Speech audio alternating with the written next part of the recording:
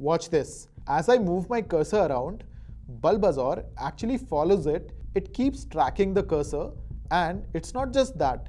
If I click this button, Charmander shows up. Click it once again and Squirtle comes in. By the way, I'm a Charmander fanboy, and this derpy Charmander takes me back to my childhood days playing Pokemon Red. Tell me in the comments which starter was your choice. Okay, now here's the best part. This entire interactive 3D website comes together in under 10 minutes using Google AntiGravity. And it's not just a demo site either. It also works inside WordPress, so it's live and usable. Now, here is the exact workflow you can follow. And don't worry, every prompt I'm going to use is placed in the description, so you can easily copy and paste it. First, I need a 3D model. In this case, I can download it from Sketchfab. So once you reach Sketchfab, just search for Bulbasaur 3D model, and you can find different 3D models here. I'll just choose this one, download it, and once it's downloaded, let's unzip it.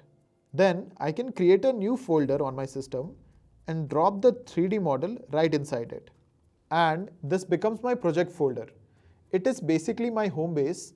AntiGravity will generate all the website files inside this folder, and later when we add extra 3D models for the slider, we can just drop them into the same folder.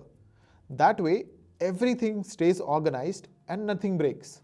Now, let's open AntiGravity and paste in a prompt. Okay, I've got AntiGravity open here. I can just paste in the prompt from the description, and in a few seconds, AntiGravity shows an implementation plan. Let's open it, skim it quickly, and then proceed. AntiGravity generates the project files, and after that, we can open the website on localhost to preview the first version. Now, here is the important part. The first version is almost never the final version. The model might render, but the layout can still feel off. Maybe the Bulbasaur is not centered, maybe it overlaps with the text, maybe the hero feels unbalanced, and instead of digging through a lot of code and guessing what to change, I can just use a simple feedback loop. Okay, I've just got this problem here right now.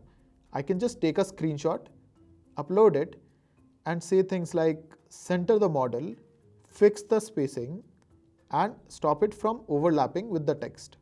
Now, AntiGravity updates all the files, and then we can refresh the localhost to see if anything looks wrong. And if it does, we can repeat the same screenshot plus feedback loop until the hero section feels intentional.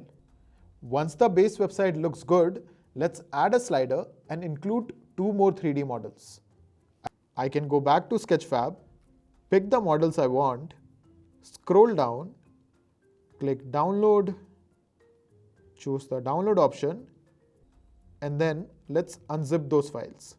After that, I can drop the new model files into the same project folder where the website files already exist. Also, a quick shout out and thank you to all the creators for these 3D models. I'll link them below in the pinned comment and in the description so you can check them out whenever you want. Now, let's get back to AntiGravity and paste the slider prompt from the description and generate again. Now we can preview the website. If the slider shows up but the models are not visible, we do not guess. I can take a screenshot of it, upload it into AntiGravity, and explain the issue clearly.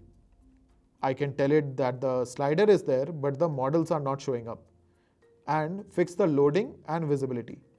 Then once it's done, we can refresh the page and repeat the same loop until it works. Now a quick heads up. These 3D models can be heavy for a live website, but don't worry.